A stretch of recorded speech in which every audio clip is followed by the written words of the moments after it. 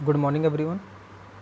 तो आज हम स्टार्ट करने वाले हैं AC series motor traction purpose के लिए जो यूज़ कर रहे थे हम करने वाले हैं। तो उसके अंदर आता है AC series motor.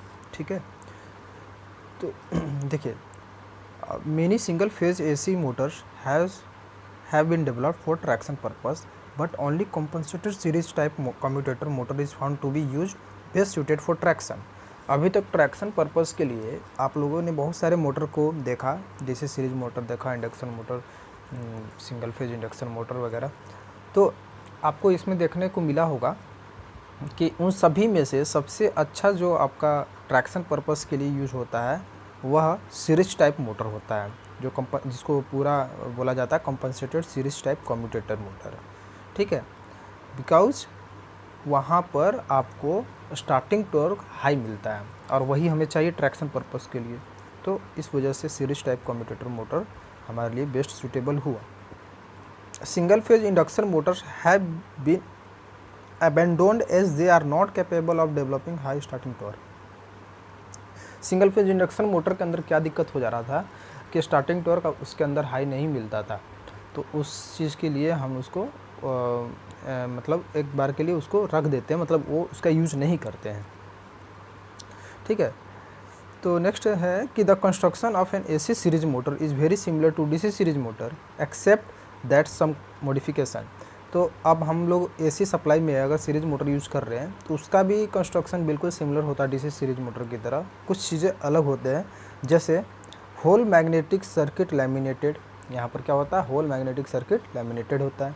Series field with a few turns as possible. Series field को हम लोग जितना कम से कम टर्न्स में रख सके उतना कम रखते हैं। ठीक है, large number of armature conductors, armature conductors का नंबर अधिक होता है। Use of high resistance carbon brushes, बिल्कुल कार्बन ब्रश जो यूज़ किया जाता है हाई रेजिस्टेंस का होता है। और वेरी शॉर्ट एयर गैप्स। तो ये सारे आपका डीसी सीरीज मोटर के अंदर नहीं होता है, बिकॉज वहाँ पर तो आपका डीसी सप्लाई प्रोवाइड कराया जाता है, कोई एयर गैप का ज़रूरत नहीं पड़ता है।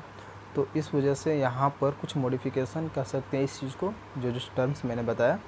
तो वो सब एसी सीरीज मोटर के अंदर डीसी सीरीज के कंपैरिजन में अलग होता है। ठीक है, are incorporated so as to obtain better performance. तो एसी सीरीज मोटर के अंदर ये सब आता है जिससे कि इसका परफॉर्मेंस अच्छा मिलता है हमें। कंपनसेटिंग वाइंडिंग आप यहाँ पे डायग्राम में देख सकते हो कि कंपनसेटिंग वाइंडिंग दिया गया है। कंपनसेटिंग वाइंडिंग का काम होता है कि जो मोटर चल रहा हो तो उसके अंदर आर्मेचर रिएक्शन का और कम्यूटेशन का जो प्रॉब्लम होता है उसको वह न्यूट्रलाइज कर सके। आर्मेचर रिएक्शन के बारे में आप लोगों ने पढ़ा होगा मशीन के अंदर, जब MNA एक्सिस से GNA एक्सिस से थोड़ा सा टिल्ट हो जाता है अंदर, मतलब उसका रोटेशन जिस डायरेक्शन में होता है उस डायरेक्शन से ट्रेलिंग पोल की तरफ हो जाता है, तब वह केस हो जाता है आर्मेचर रिएक्शन को। तो इसको कम करने के लिए कंपनसेटिंग वाइंडिंग इस्तेमाल किया जाता है। ठीक है, सो यहीं पे वही चीज़ है कि compensating winding are provided to neutralize armature reaction and commutating और interpoles are provided for better performance. Interpoles हमारे लगाए जाते हैं परफॉर्मेंस बेटर करने के लिए in terms of higher efficiency and a greater output from a given size of armature core. ठीक है, तो अब इसमें आगे है कि जो शाफ्ट हमारा इस होगा मोटर के अंदर, जो शाफ्ट है जहाँ से टॉर्क हमारा पैदा होता है, द एवरेज टॉर्क, यहाँ एवरेज के बाद टॉर्क वर्ड नहीं लिखा हुआ, आप लोग ध्यान देंगे, द एवरेज टॉर्क होगा वहाँ पे। इसके बाद on the shaft is given as. तो टॉर्क का फॉर्मूला आपको जो मिलेगा वो रहेगा 1/2√2 pi into Z number of conductors हैं, इंटू P/A। P है पोल्स और A है पैरेलल पाथ। ठीक है, phi max into I into cos theta. तो यहाँ पे जो टर्म्स है, जेड नंबर ऑफ कंडक्टर्स है, P नंबर ऑफ पोल्स है, A number of parallel path हैं, फाई मैक्स मैक्सिमम फ्लक्स है, आई करंट है और कॉस थीटा पावर फैक्टर है। ठीक है, तो थीटा जो है आपका phase angle between phasor phi and I के बीच का है। इसके बाद आपका ये एसी सीरीज मोटर के अंदर ये चीज़ था। अब नेक्स्ट आपका है ट्रैक्शन मोटर कंट्रोल। तो ट्रैक्शन मोटर कंट्रोल में के लिए कुछ रिक्वायरमेंट है। तो कुछ रिक्वायरमेंट जो इस तरह से हैं कि द ट्रैक्शन मोटर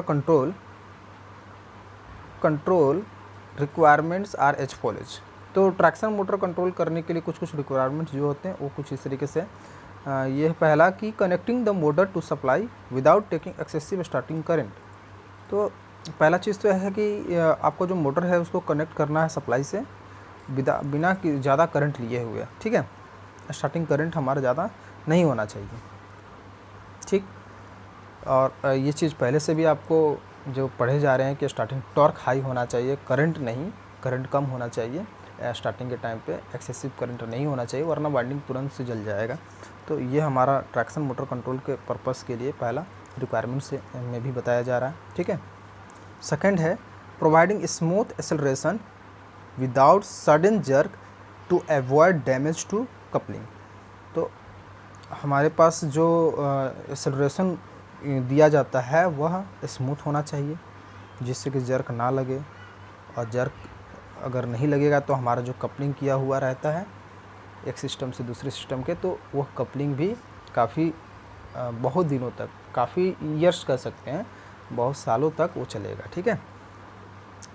नेक्स्ट है कि adjusting the speed according to the type of service and route condition. Speed को भी हमारे अंडर कंट्रोल में होना चाहिए, चाहे जिस तरह का सर्विस हो या रूट हो, तो ये भी चीज़ है हमारा कंट्रोल के अंदर। फिर है लास्ट कि providing rheostatic and generative braking. हमारे को सबसे अच्छा ब्रेकिंग कहा जाता है रीजनरेटिव ब्रेकिंग को और रियोस्टेटिक ब्रेकिंग को, और ये होना चाहिए जिससे कि हम जो इलेक्ट्रिक सप्लाई दे रहे होते हैं, रीजनरेटिव के अंदर ये केस होता है कि वह उस सप्लाई को हम लोग जो यूज़ किया जा रहा है, तो रीजनरेटिव ब्रेकिंग से हम उसको वापस से मोटर का एक्शन प्रिंसिपल से वापस भी ले सकते हैं। तो जनरेटर के एक्शन प्रिंसिपल से वापस से इलेक्ट्रिसिटी पैदा भी कर सकते हैं, क्योंकि वहाँ का जो मोटर होता है वो रोटेट होने लगता है उस रीजनरेटिव ब्रेकिंग के अंदर, हम तो ऐसे देखेंगे। और ये मोस्टली आपका जो ढलान वाला एरिया होता है वहाँ पे रीजनरेटिव ब्रेकिंग इस्तेमाल किया जाता है, ठीक है। तो ये चीज़ें हैं। नेक्स्ट हमारा है traction control of DC locomotives. तो इसको हम अभी नेक्स्ट क्लास में करते हैं, क्योंकि ये एक लेक्चर के बराबर टॉपिक हो जाएगा, ठीक है। तब तक आप इसको रिवाइज करेंगे, देखेंगे, नोट करेंगे, कंप्लीट करेंगे। कोई डाउट होगा तो डाउट क्लास के अंदर आप पूछ लेंगे, ठीक है। Thank you.